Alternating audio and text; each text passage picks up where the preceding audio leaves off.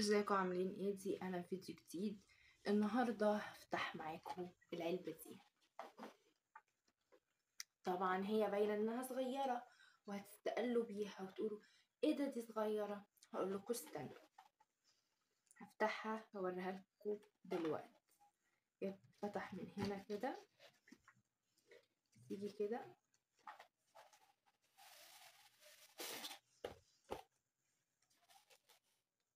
طبعا العلبه دي انا اللي مزيناها عشان يبقى انا البنت الوحيده اللي في الدنيا كلها عندها العلبه دي. علبه المكياج بتاعتي هي من ماركة بريتي وومن، واضح اهو في الكرتونة انها من بريتي وومن، لكن انا مخلياها لويس فيتون كأنها شنطة بالظبط. بصوا كده. بس طبعا يعني دي من الأوضة للأوضة او من محل للمحل، ما ينفعش اكتر من ربع ساعة افضل شايلاها كده، لان هي دي ضعيفة جدا ممكن تنكسر. طبعا ريحتها زي الورد، ريحتها غريبة قوي. ماشي، افتحها معاكم ونشوفها. على طول كده قامت فاتحة، نجيب دي نشدها كده، ودي الضرفة دي بتتفتح والضرفة دي بتتفتح برضه كده،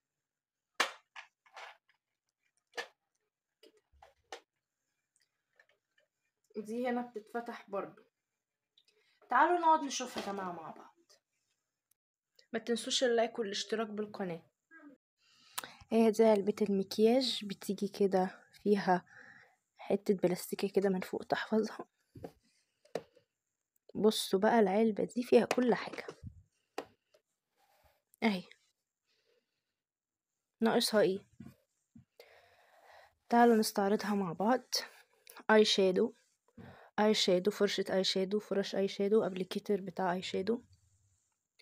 هنا اي براو جل، وهنا اي براو جل، وهنا براية لقلم الكحل، ده قلم ايلاينر او قلم كحل، وده هنا قلم ليب لاينر او محدد شفايف.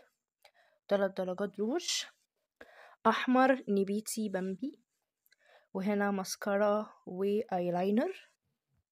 ماشي، هنا عندنا جليتر، وده بتاع الحواجب، شمع الحواجب. والناحية التانية عندنا 6 درجات ألوان روجاجو أو ألوان أحمر خدود أو بلاشر.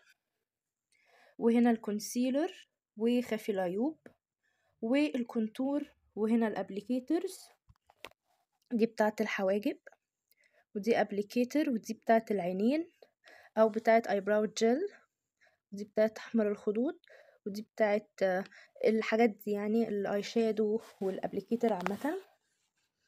هنا 2 هايلايتر، ده هايلايتر ابيض وده هايلايتر لونه بامبي. ده لما بنحط احمر خدود بنقوم احنا حاطين الدرجة دي فوقيها. وهنا بودرة تثبيت، وهنا زي ما انتم شايفين كونسيلر برضو بس درجة فاتحة جدا. وهي دي علبة المكياج معانا. بصوا الخاتم بتاعي دهب ده، خلي بالكم. دي كانت علبة المكياج. بصي هي لوحدها تسريحة، يعني انت تقعدي قدامها بس كده تتمكيجي لوحدها، ما فيهاش غلطة. قولوا بسم الله، ما فيهاش غلطة، يعني 5 في عين الحسود. وطبعا لما نخلصها نقفلها تاني بالشكل ده لما نخلص يعني لعب منها. ودي الغطا الشفاف بتاعها اهو. ماشي،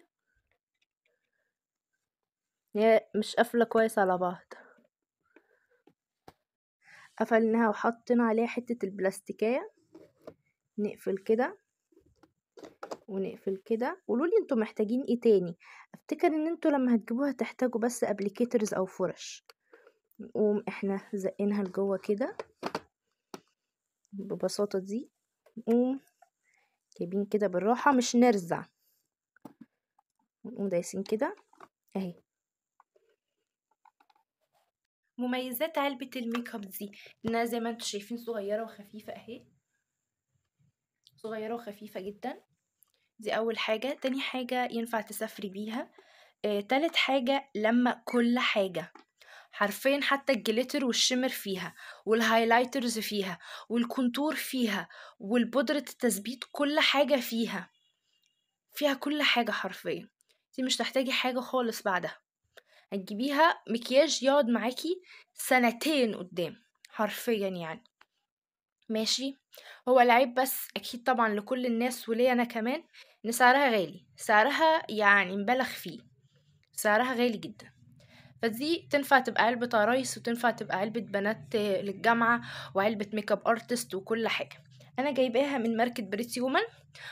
في ناس ما بيحبوش علب المكياج بتاعت العرايس لان هم بيجيبوا من ماركات وحشة. لا، بريتي وومن دي ماركة كويسة، ومس روز دي ماركة كويسة، ولاكشري دي ماركة كويسة. وفي ماركات تانية كويسة، في ماركات وحشة تانية زي انجي، وزي ماركات تانية كده سخيفة ملناش دعوة بيها. ماشي. ماركة بريتي وومن دي ماركة صينية. ماشي. وهي دي العلبة بتاعت النهاردة. ما تنسوش اللايك والاشتراك، ولو عايزين تعلقوا وتقولوا اي حاجة عن الفيديو قولوا تحت في الكومنتس تحت.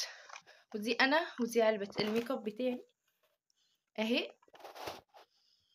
بنقول لكم باي باي. بصوا ده بقى شكلها من كل الزوايا، من قدام ومن الجنب ومن ورا. ده شكلها بقى من كل الزوايا، وبتتشال كده. طبعا ده ينفع يتحرك على الجنب كده، ويتحرك كده، ويعني ايه يتحرك في كل حتة، فيتحرك كده وكده. ودي المراية اهي. هاي، انا اللي حاطه المراية دي، وانا اللي رسمه الوردة دي، وحاطه الاستراس ده، وحاطه الحاجات دي كلها. متنسوش اللايك والاشتراك.